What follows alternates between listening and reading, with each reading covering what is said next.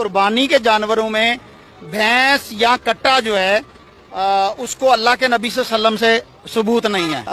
मैं जिसको दयानतदारी से और इंसाफ से हक और सच समझता हूँ वो यही है कि कट्टे की कुर्बानी जायज़ है।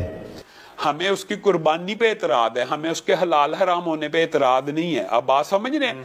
ये जो बहस है ना कि हलाल है या हराम है, भाई हम सारी दुनिया उसको हलाल मानती है। भैंस और कट्टे की कुर्बानी ना सिर्फ जायज है, हलाल है। गाय में 7 हिस्से हैं, इसी तरह भैंस में भी 7 हिस्से हैं। 8 जानवर ने जे असल नहीं मिलते तो फिर कट्टे वाले पासे आओ।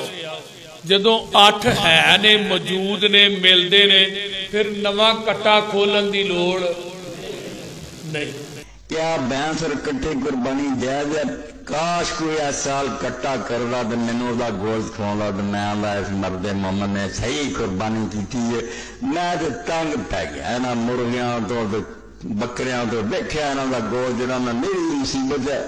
कट्टा जिस दिन पक्का आंदा ना पानी ना पिया आहा सुभान अल्लाह कोई कट्टे की तावीन कर दे। डामोस बिल्कुल जायज़ है, कुर्बानी ठीक है, कोई हर्ज नहीं। इस तो कट्टा लब जाए कोई ऐसी शायद लब दी ना कर दो, बिल्कुल कोई नाजायज नहीं, कोई गलत नहीं। असि नमा कट्टा खोल लिखल है,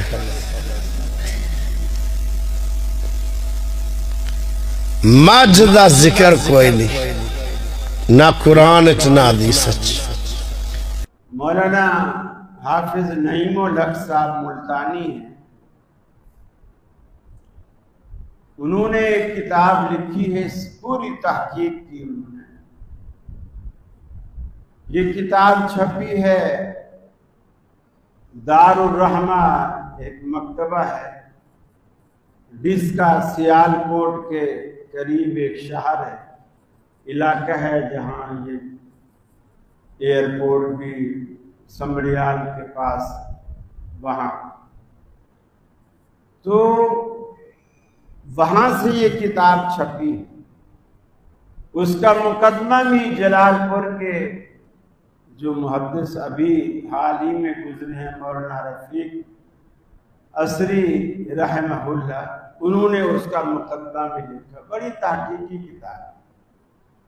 अगर आपको इस मसले पर तहकीक करनी हो तो वो किताब आप लाजमी पढ़ें। बड़े दलाल भी भैंस की कुर्बानी के जवाज। अगर ये नाजायज है तो फिर भैंस कॉलोनी वाले बेचारे कहाँ जाएं? तो पूरी की पूरी कॉलोनी समझो महरूम हो गए।